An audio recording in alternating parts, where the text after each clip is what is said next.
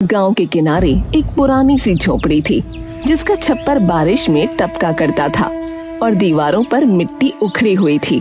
उसी में रहता था सोमू, एक आम सा मछुआरा जिसकी पत्नी गौरी उसकी आर्थिक स्थिति के चलते कभी खुश नहीं रहती थी। जा रहा हूँ। कहाँ जा रहे हो पिताजी? कहाँ जाएंगे तेरे पिताजी बेटा? वही तालाब, वही मछलियाँ। तेरे लिए लड्डू पेड़े लेने जाने से तो रहे। अरे कैसी बातें करती हो गौरी है? जैसा तुम काम करते हो वैसी ही बातें करती हूँ मैं। ये नहीं कि कुछ काम कर लो, इसमें कोई कमाई भी है?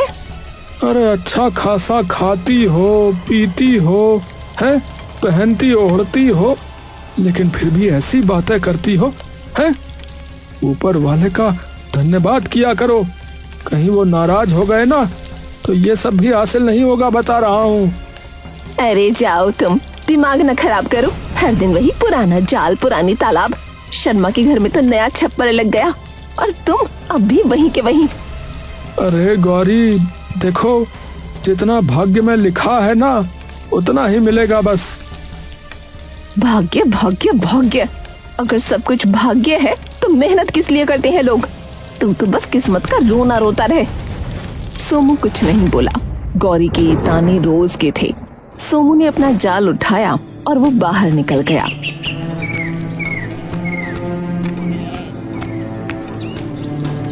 अरे चल रे जाल, आज कुछ ज्यादा मछलियां पकड़ ले तो गौरी का मूड भी ठीक हो जाए।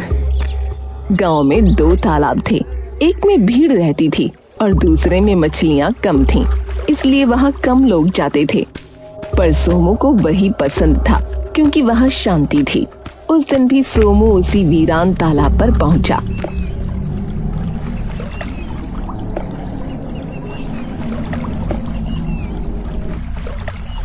जाल फेंका, इंतजार किया, लेकिन आज कोई मछली नहीं आई। अरे भैया, आज तो एक भी मछली नहीं फंसी, ऐसा कैसे हो सकता है? उसने फिर कोशिश की, फिर दूसरी बार। तीसरी बार, पर हर बार खाली जाल। वो थक कर बैठ गया। भगवान, लगता है अब भगवान भी हमसे नाराज हो गए हैं। उस दिन वो खाली हाथ लौटा।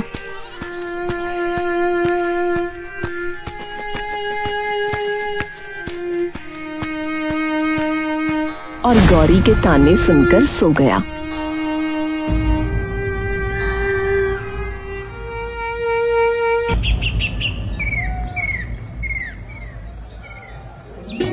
अगले दिन उसने तय किया कि अब वो भी उसी तालाब पर जाएगा जहां सब जाते हैं। उसने उम्मीद के साथ जाल कंधे पर डाला और भीड़ वाले तालाब की तरफ निकल पड़ा।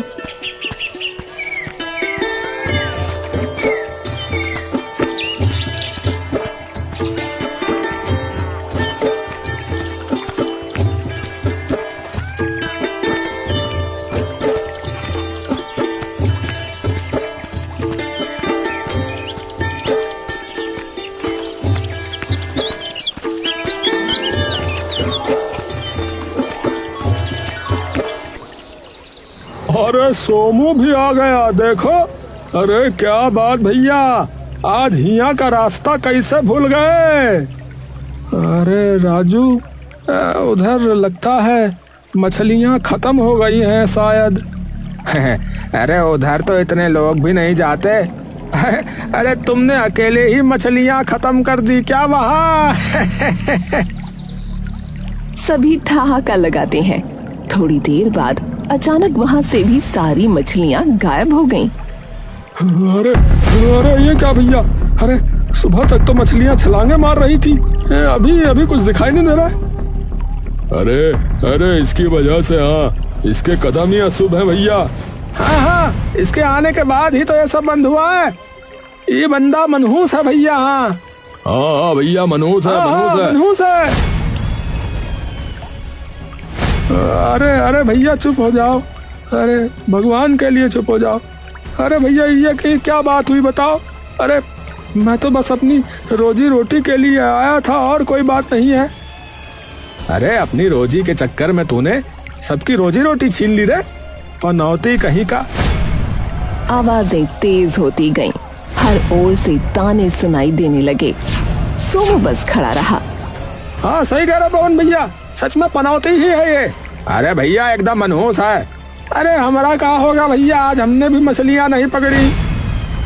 अरे इस पनौती से पूछो।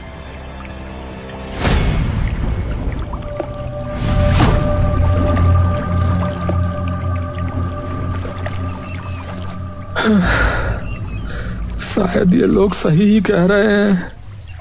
लगता है मैं सच में पनौती ही हूँ।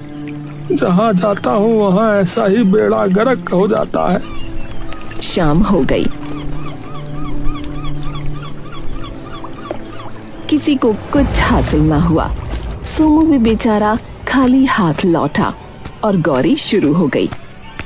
फिर कुछ नहीं मिला? हर दिन वही खाली डोल लेकर लौट आता है तू। अब बस मैं अब और नहीं रह सकती इस तंगहाली में। अरे गौरी, अरे जरा सब्र रख, कल से सब ठीक कर दूंगा। कल?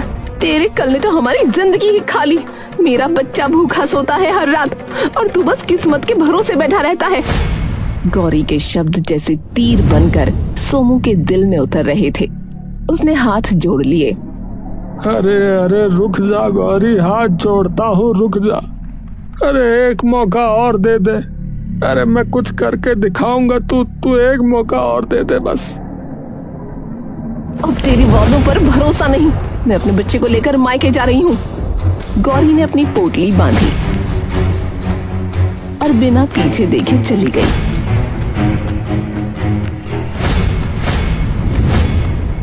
सोमू वहीं खड़ा रह गया, खाली झोपड़ी में, खाली दिल के साथ। उसकी आंखों से पानी टपकने लगा। अगर यही किस्मत है तो इसे मैं नहीं मानता अभा। हाँ, मैं नहीं मानता। मैं अब अपनी किस्मत बदलूंगा। हाँ, बदल कर रहूंगा। हाँ।